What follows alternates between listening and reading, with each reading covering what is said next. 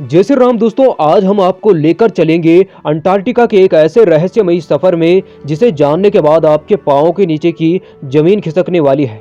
दोस्तों, क्या अंटार्कटिका की बर्फ के सतह के नीचे कोई ऐसी सभ्यता निवास करती है जो इंसानों से हजारों साल आगे है? वह हमारी धरती यानी अंटार्कटिका की बर्फ के सतह के नीचे रहते हैं। दोस्तों, यह बात मैं नहीं कह रहा हूँ, यह बात अमेरिका के एक ऐसे व्यक्ति ने कही जिन्होंने अंटार्कटिका में कई सालों तक रिसर्च की। जय श्री राम दोस्तों, तो आज की इस रोचक सफर को शुरू करते हैं। द्वितीय विश्व युद्ध के अंत के बाद अमेरिका ने अंटार्कटिका में एक सैन्य बेस बनाने का निर्णय लिया। अंटार्कटिका, जहां 3 मील गहरी बर्फ के नीचे जमीन मिलती है, और इस बर्फीले और दुर्गम क्षेत्र में एक सैन्य बेस बनाना आसान काम नहीं था। इसके लिए एक बड़ा और महत्वाकांक्षी अभियान चलाया गया, जिसे ऑपरेशन हाई जंप के नाम से जाना गया।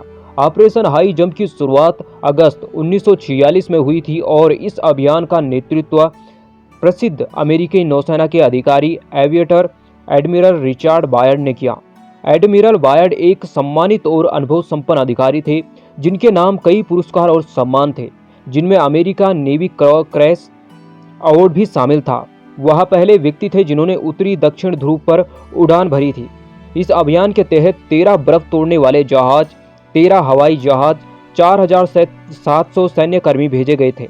अभियान का उद्देश्य अंटार्कटिका में एक अमेरिकी सैन्य बेस की स्थापना करना था। इस अभियान के लिए एडमिरल रिचर्ड बायर्ड को चुना गया था, जो पहले भी कई बार अंटार्कटिका में जा चुके थे।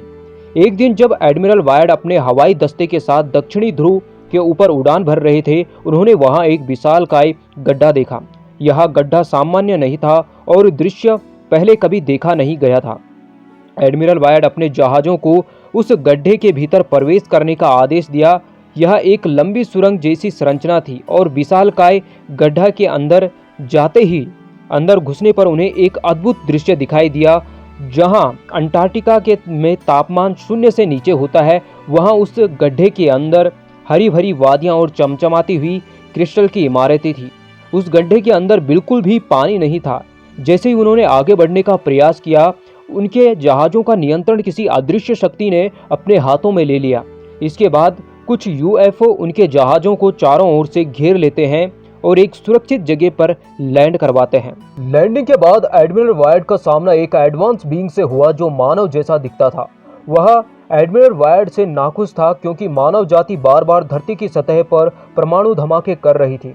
उसने बायर्ड को चेतावनी दी कि मानव जाति को यह समझना होगा कि यह धरती सिर्फ उन्हीं की ही नहीं है, यह और भी जीव रहते हैं जो इस धरती से को हमसे पहले से जानते हैं और इसकी सुरक्षा में जुटे हैं। यह घटना एडमिरल बायर्ड ने अपनी निजी डायरी में लिखी थी, जिसे उन्होंने अपनी मृत्यु तक गुप्त रखा था। मिड 90s में यह जानकारी सार्वजनिक हुई, जब उनकी डायरी का एक हिस्सा सार्वजनिक कर दिया गया। इस डायरी में बायर्ड ने बताया था कि उन्हें इस घटना की जानकारी अमेरिकी सरकार को दी थी, जिसके बाद उन्हें चुप रहने की हिदायत दी गई थी। इस घटना के सार्वजनिक होने के बाद खोखली धरती का सिद्धांत, यूएफओ संस्कृति और अधिक मान्यता मिली। यह कहा जाता है कि जब द्वितीय विश्व युद्ध के दौरान परमाणु बम गिराए गए थे, तो उसके बाद यूएफओ की गतिविधि बढ़ गई। कई मिलिट्री पर्सनल पायलट्स यूएफओ देखे जाने की घटनाओं की पुष्टि की। खुद अमेरिकी सरकार ने भी यह स्वीकार किया है कि उनके पास कुछ ऐसे वीडियो है जिन्हें समझा नहीं सकते हैं, लेकिन उन्हें एलियन की उपस्थिति को भी नकारा नहीं है।